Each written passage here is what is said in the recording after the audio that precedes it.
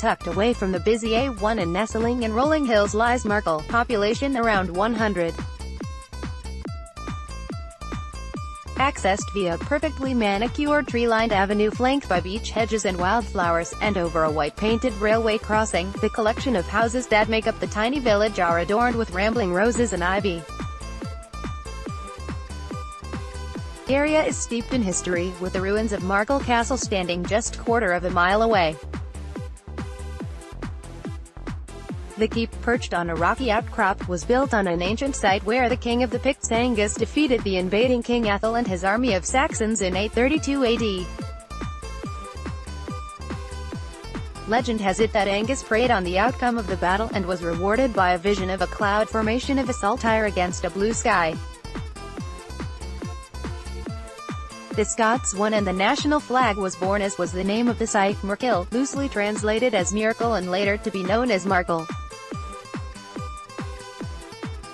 At the top of the village, visitors are welcomed by a sign proclaiming its name, which temporarily bears bunting, hearts cut out of paper and fashioned from wood and tartan ribbon in honor of the upcoming nuptials. Many members of the close-knit community will come together on Saturday to raise a toast to the bride and groom at a garden party organized by residents. Tables and gazebos will be erected on the green, which is backed onto by 25 neat red brick homes that used to be farm cottages known as the steading.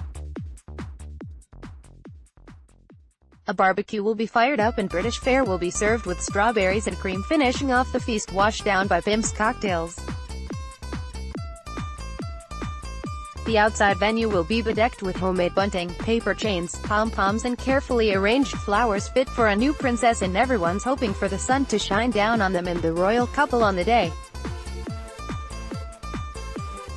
Lorna Field, who has lived in Markle with her husband Gary for more than 20 years, loves living in the countryside idle. She said, "It's such a lovely place to live with an almost traditional way of living. We've watched the local children grow up and get married themselves. I think Harry seems like a really nice chap, and it's wonderful that he's found himself a nice lass who loves him. I'm chuffed he's found her.